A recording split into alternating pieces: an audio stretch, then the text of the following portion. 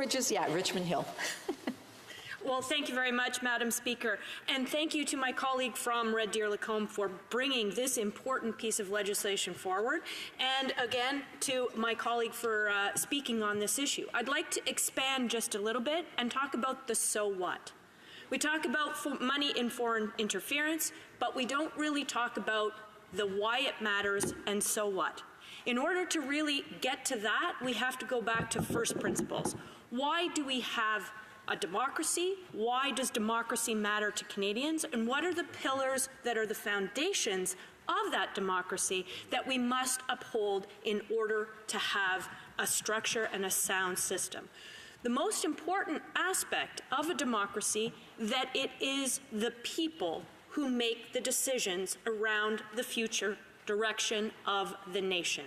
Sovereignty means that we, the citizens of Canada, and we alone have the ability to choose the future of our nation and to shape that direction.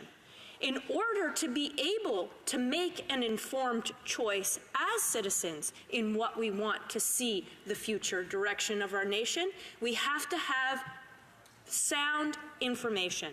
Information that provides both sides of a story, information that comes from Canadians and is not overwhelmed by foreign agendas that may or may not be in the business, in the best interests of the nation.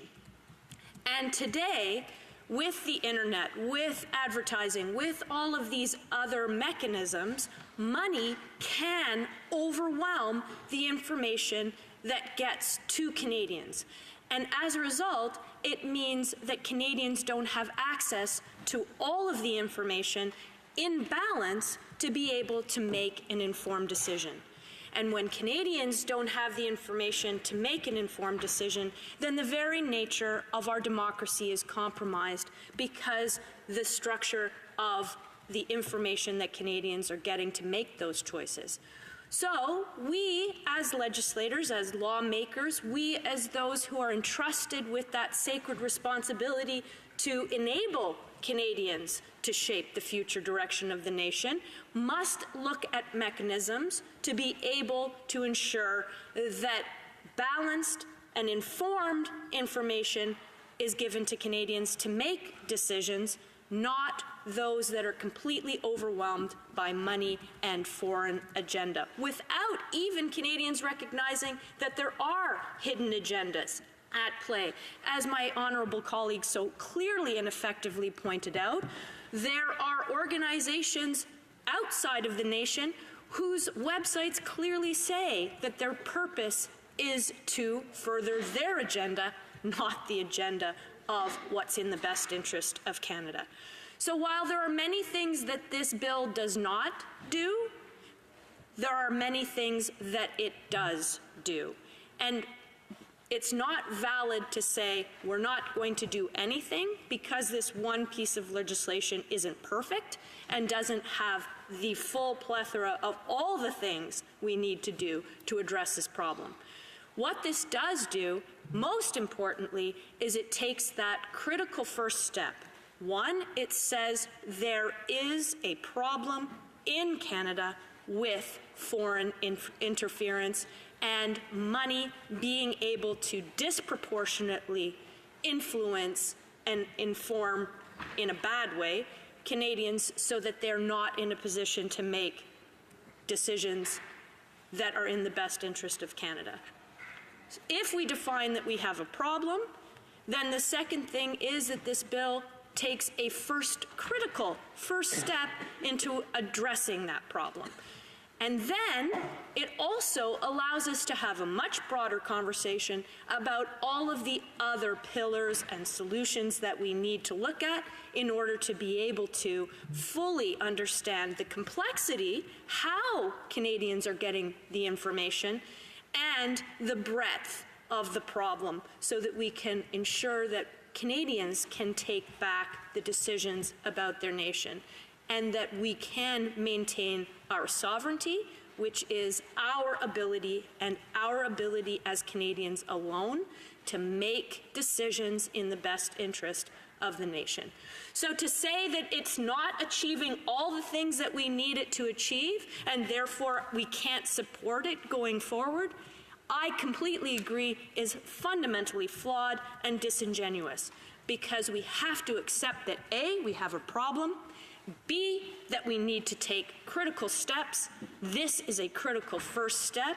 And C, most importantly, to open up a very important conversation about understanding just how broad this problem is, just how we might be able to address it, because those who would further their agenda, they have big bucks, they have great incentive, and they have all kinds of means at their disposal. So at the moment, they are more in the driver's seat to be able to influence where Canada goes than Canadians are ourselves. This is something that all of us should be fundamentally concerned about.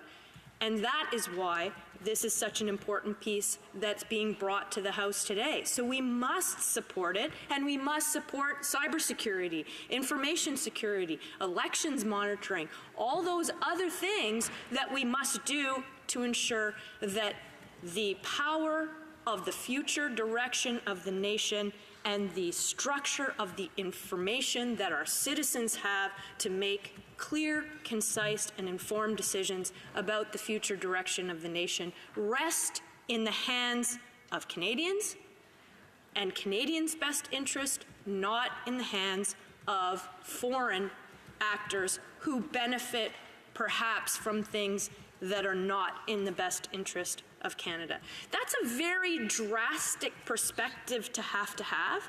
It's a very frightening prospect that we think that we're making decisions as Canadian citizens when we vote. We think that we have the right information to make those decisions. It's very disconcerting to think that perhaps we don't. All the more reason why we have to inform Canadians about how they may be being manipulated or influenced by information and actors who have different agendas than we in Canada. And so perhaps maybe that's the reason that the opposition doesn't want to support this motion, because no one really wants to have to come face to face with the prospect that we are not necessarily informed and able to shape the future direction of our nation. Sometimes you don't want to admit that there is a problem because of the possibilities for undermining the confidence of the Canadians in this Liberal government.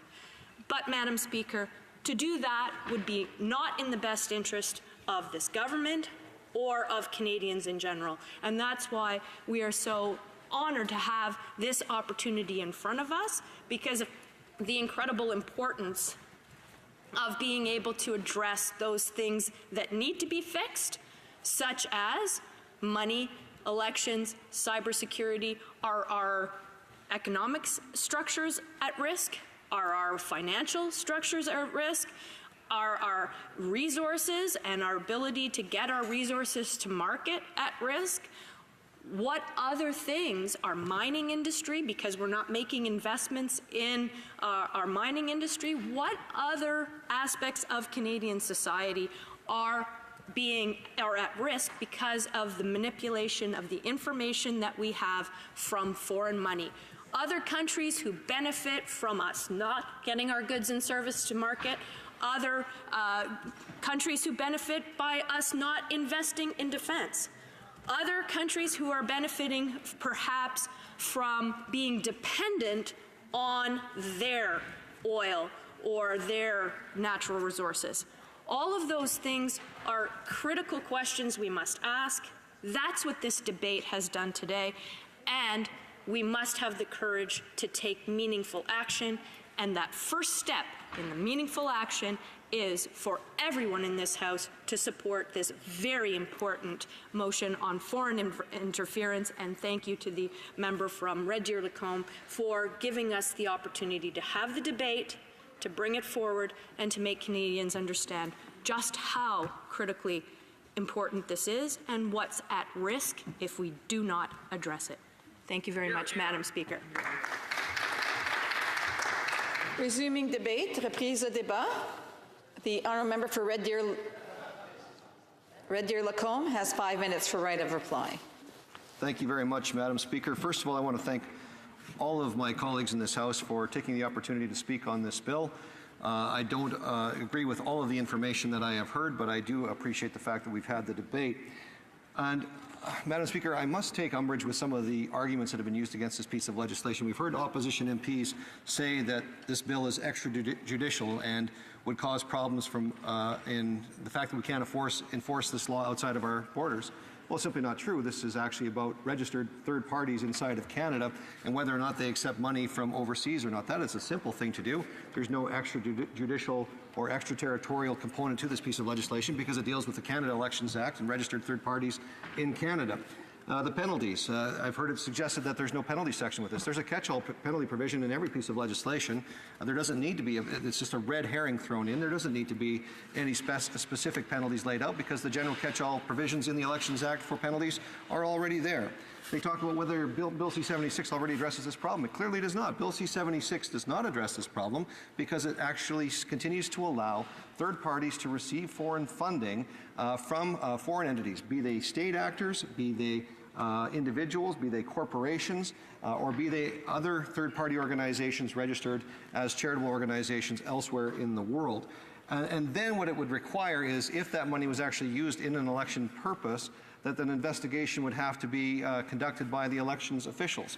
Well, at that particular point in time, Madam Speaker, you can't sort out the molecules of where the money actually came from, just like you can't sort out the molecules of what oil patch the gasoline in your car came from. You can't sort that stuff out at that particular point in time. So what this does is Bill C-76 actually allows backdoor financing from state actors, from other corporations that are not registered or not operating or not conducting business in Canada, from individuals and other foundations and organizations to influence Canadian elections, especially in the election advertising component in the pre-writ and writ period. That's the period leading up to an election and the period of the election itself. Why on earth would we have laws that say that only Canadian individuals are allowed to donate to political parties for the purpose of an election and then allow unions or corporate interests or other interests outside of our country to be able to fund third parties during an election in Canada to change the results? Results of which, by the way, organizations like Lead Now proudly display in their campaigns. Now, is Lead Now, as a Canadian organization, allowed to engage in the politics of Canada? Of course they are. All my bill is saying is, if you take money from outside of Canada's borders and you choose to use that money, or if you make the choice to take that money from outside of Canada's borders, you cannot use it anymore. You're not allowed to participate in the election game because it's not fair. If you can't convince Canadians to donate to your cause and to take part in what you're trying to do, then you shouldn't be able to justify the ends by a means of getting money outside of Canada's borders. And it's not just the small groups of individuals at bake sales, because Lead Now and others, Tides, using things like the Yellowstone to Yukon projects, using things like the PNSEMA organizations, massive amounts of foreign money coming into British Columbia and the eastern slopes of Alberta to block pipeline projects. So it's disingenuous for the member of Skeena-Bulkley Valley to say it's a couple of people in a bake sale trying to stop a pipeline. Simply not true. It's maybe one story of 100 of foreign money influencing that pipeline project, Madam Speaker. This Bill 406 is a good piece of legislation. It basically says, if you're going to get involved in the election, know in advance that if you take money from outside of the country, you're not allowed to play in the game anymore, because it's cheating. It's cheating because elections belong to Canadians. And only Canadians should be allowed to, with their opinions, with their information, and with their money, decide the fate of our country. And one can only assume then at that particular point why other political parties in here would not have the patriotic sense of duty to ensure that our elections are free and fair and only conducted in the realm of the Canadian intellectual space, economic space, and in the debate space that we have during these elections. So one can only assume then, if anybody votes against this legislation, it's because they're willing to use any means possible to justify whatever ends they want, which means that they're willing to sell Canada's soul down the road for a little bit of money to pay for an election campaign. Every time the rules are circumvented, trust and confidence are eroded, Madam Speaker. If we're going to have trust and confidence in our electoral process, then we should send a signal loud and clear to the Canadian people that we're not putting up with it anymore and vote in favor of Bill C-4006. Thank you. Hear, hear.